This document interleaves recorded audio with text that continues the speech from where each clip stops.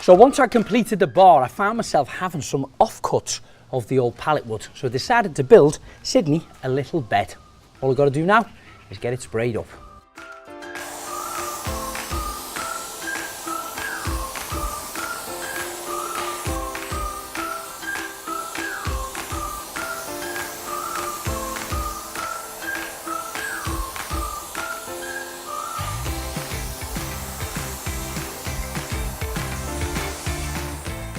So that's 2 coats of Swanky Pants on Sydney's bed to make it weatherproof. Laura's just going to finish off the top rim with a different colour. Now all Frenchic paints are certified toy safe, therefore I'm happy to paint up Sydney's bed.